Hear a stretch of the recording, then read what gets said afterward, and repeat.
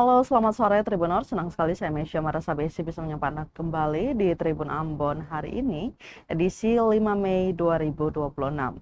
Di mana sejumlah informasi terbaru dari Kota Ambon dan sekitarnya akan kami hadirkan untuk Anda. Kita mulai dengan berita pertama. Aniaya lansia Oknum Brimob divonis 5 bulan penjara, keluarga korban kecewa.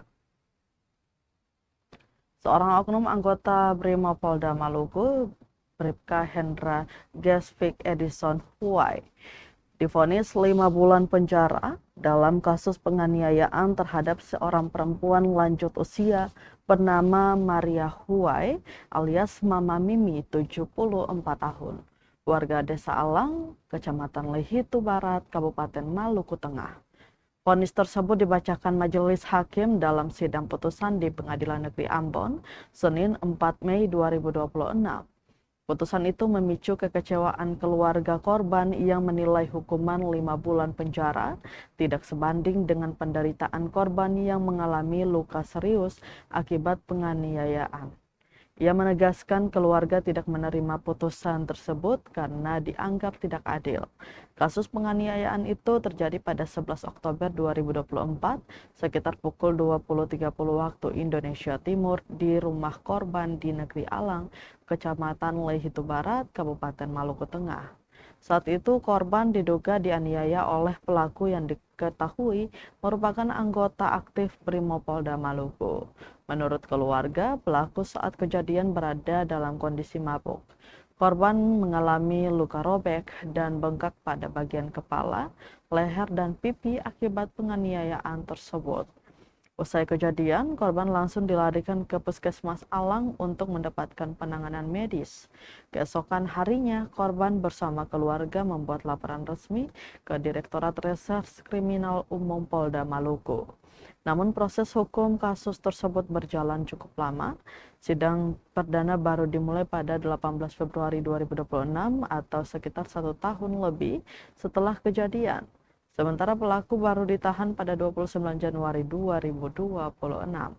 Keluarga juga menyoroti proses penyidikan yang dinilai tidak maksimal. Menurut Sally, foto-foto kondisi luka korban sempat tidak dimasukkan dalam berkas perkara oleh penyidik. Dokumentasi luka korban baru diperlihatkan kepada jaksa saat rekonstruksi kasus di lokasi kejadian pada November 2025. Selain itu, keluarga menyebut korban tidak pernah mendapat pendampingan dari Lembaga Perlindungan Perempuan saat menjalani pemeriksaan oleh penyidik unit PPA. Keluarga korban juga mengaku kecewa karena pelaku tidak pernah datang menjenguk maupun membantu biaya pengobatan korban sejak kejadian hingga proses persidangan berlangsung. Sally menilai sebagai anggota kepolisian, pelaku seharusnya melindungi masyarakat, bukan justru melakukan kekerasan terhadap perempuan lansia. Atas putusan tersebut, keluarga berharap Kapolda Maluku Irjen Polda Dang Hartanto mengambil tindakan tegas terhadap pelaku keluarga. Korban meminta agar Bribka Hendra dipecat dari institusi Polri karena telah mencoreng nama baik kepolisian.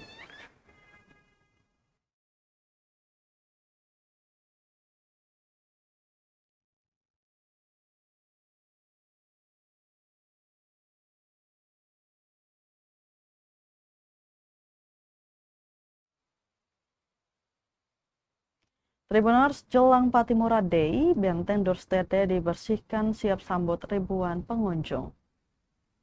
Menjelang peringatan Hari Patimura ke-209, kawasan Benteng Dorstede di Kecamatan Saparua, Kabupaten Maluku Tengah mulai dibersihkan untuk menyambut perayaan tersebut. Pembersihan dilakukan tidak hanya sebagai kegiatan rutin, tetapi juga untuk menciptakan suasana yang bersih dan menarik bagi para pengunjung. Pantauan tribunambon.com Senin 4 Mei 2026 menunjukkan aktivitas pemotongan rumput serta penataan lingkungan di dalam dan sekitar benteng. Dinding benteng yang dicat putih turut menambah kesan rapi dan indah. Proses pembersihan mencakup area dalam benteng hingga bagian luar, termasuk gedung diorama. Sebanyak 5 pekerja dikerahkan dengan bantuan 4 mesin pemotong rumput untuk mempercepat pekerjaan. Salah seorang pekerja, Ridwan Pati, menjelaskan bahwa pembersihan biasanya dilakukan setiap 3 bulan, namun khusus menjelang Hari Patimura, pemangkasan rumput dilakukan lebih awal, yakni sekitar 1 minggu sebelum perayaan. Ia menambahkan, faktor cuaca menjadi pertimbangan utama dalam menentukan waktu pembersihan. Kondisi hujan yang tidak menentu membuat pekerjaan harus dilakukan saat cuaca cerah agar hasilnya maksimal. Pembersihan serupa juga rutin dilakukan menjelang hari besar lainnya seperti Natal dan Lebaran. Hal ini bertujuan menjaga kondisi lingkungan tetap rapi sekaligus mendukung pertumbuhan rumput yang lebih merata. Ridwan juga berharap para pengunjung dapat ikut menjaga kebersihan dan kelestarian benteng dengan tidak membuang sampah sembarangan serta tidak merusak bangunan bersejarah tersebut. Sebagai informasi, Benteng Dorstede merupakan peninggalan sejarah yang dibangun oleh Portugis pada 1676 sebelum kemudian direbut dan dibangun kembali oleh Gubernur Ambon Nicholas Sagen pada 1691. Pada masa kolonial, benteng ini berfungsi sebagai pusat pertahanan dan pemerintahan VOC di wilayah Saparua. Benteng ini juga menjadi saksi penting perlawanan rakyat Maluku pada 15 Mei 1817. Pasukan di bawah pimpinan Thomas Matulesi berhasil merebut benteng tersebut dari tangan Belanda. Peristiwa itu mengguncang kekuasaan kolonial dan menjadi bagian penting dalam sejarah perjuangan rakyat Maluku hingga kini.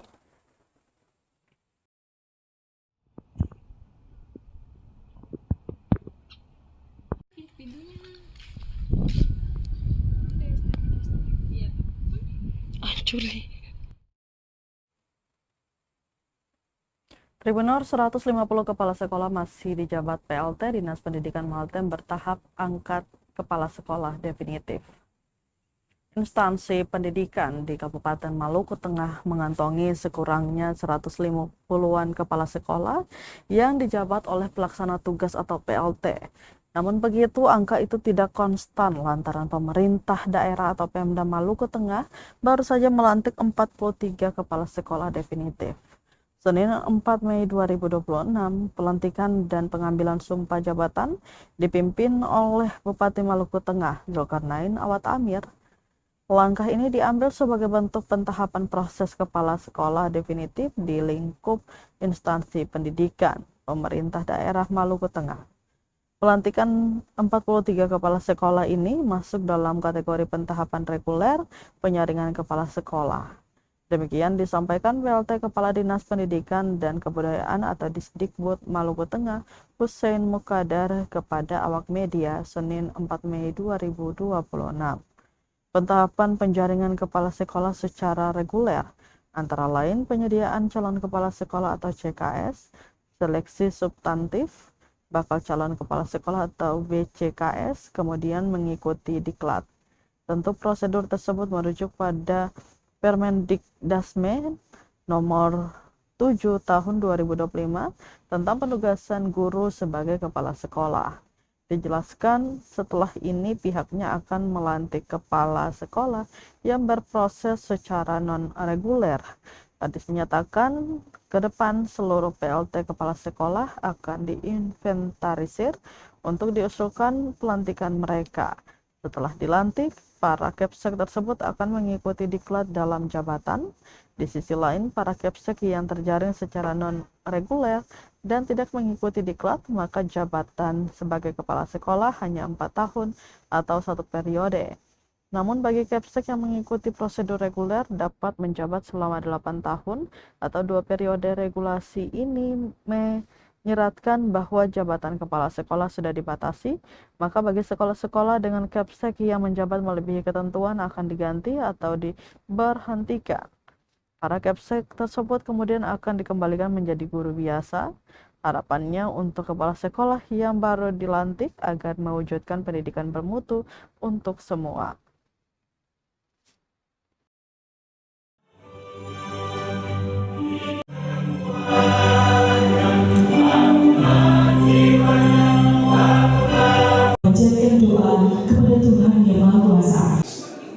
Setelah mereka ini dilantik, insya Allah ke depan kita akan inventarisir untuk PLT semua, kita usulkan untuk pelantikan.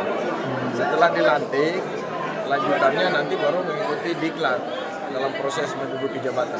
Kalau mereka yang non reguler dan tidak mengikuti diklat, berarti jabatan sebagai kepala sekolah cuma hanya 4 tahun satu periode. Tetapi kalau dia mengikuti diklat seperti yang saat ini reguler yang baru selesai dilantik, maka mereka menjabat 8 tahun 2 periode.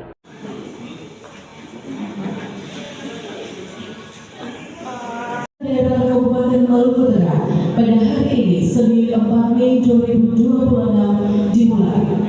Hadirin yang kami hormati, demi kelancaran acara ini, marilah kita menundukkan kepala sejenak seraya memanjatkan doa.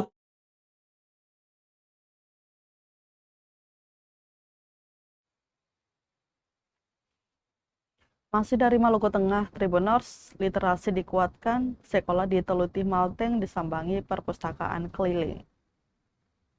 Mobil perpustakaan keliling milik Dinas Perpustakaan atau Disperpus Kabupaten Maluku Tengah menyambangi sejumlah sekolah di Kecamatan Teluti Senin 4 Mei 2026.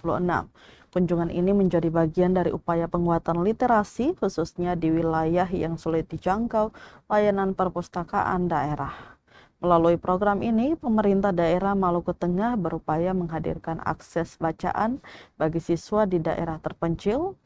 Mobil perpustakaan tersebut dilengkapi berbagai koleksi buku, mulai dari bacaan umum, novel, hingga buku menggambar yang diharapkan dapat meningkatkan minat baca anak-anak. Kepala Bidang Pengolahan Layanan dan Pelestarian Bahan Pustaka Disperpus Maluku Tengah, Risa Karmini, mengatakan pihaknya menyasar sekolah-sekolah yang belum sempat dikunjungi pada tahun-tahun sebelumnya. Adapun sekolah yang dikunjungi antara lain SD Kristen Lava, SMP Kristen Lava, dan SMP Negeri 123 Maluku Tengah di Negeri Lava. Selain itu, tim juga menyambangi SD Negeri 269 Maluku Tengah di Negeri Yamalatu, serta SMP Negeri 102 Maluku Tengah di Negeri Maneoratu. Kehadiran perpustakaan keliling disambut antusias oleh para guru dan siswa. Mereka berharap layanan ini dapat dilakukan lebih rutin.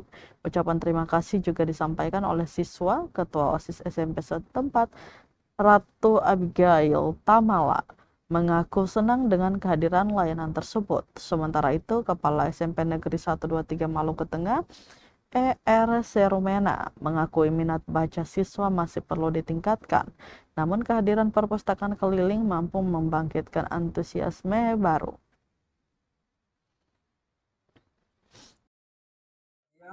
Tentang literasi, di sini terdapat banyak buku untuk bisa adik-adik membaca. Tentunya buku yang sini adalah panduan akidah.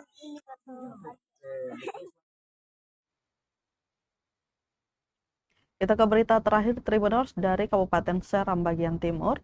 Lepas 9 calon jemaah haji 2026, Wabub SBT minta jemaah sebut daerah kita di tempat mustajab.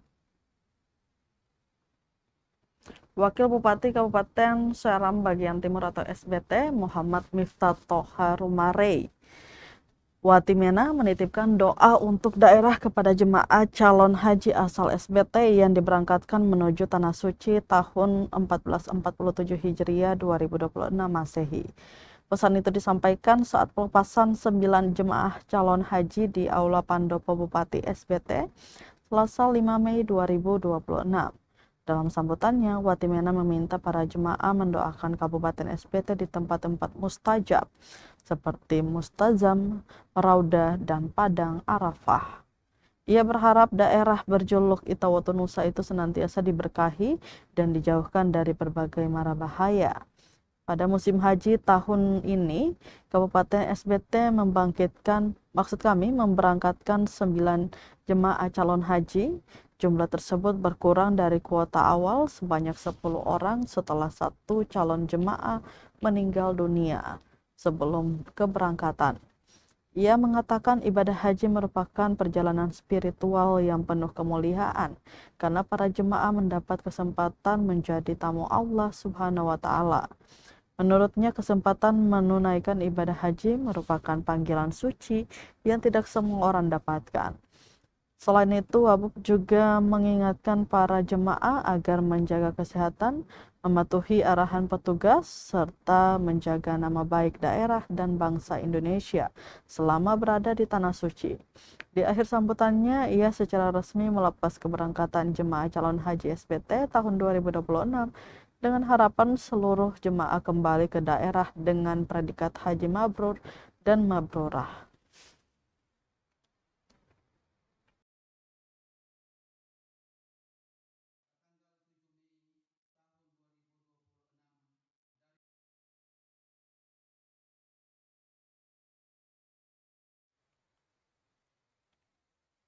Tribuners, berita tadi sekaligus menutup rangkaian kebersamaan kita di Tribun Ambon hari ini, edisi 5 Mei 2026. Mewakili seluruh kru yang bertugas, saya Mesya Marasabesi pamit undur diri. Selamat sore dan sampai jumpa. Amato. Download Tribun X sekarang, menghadirkan lokal menjadi Indonesia.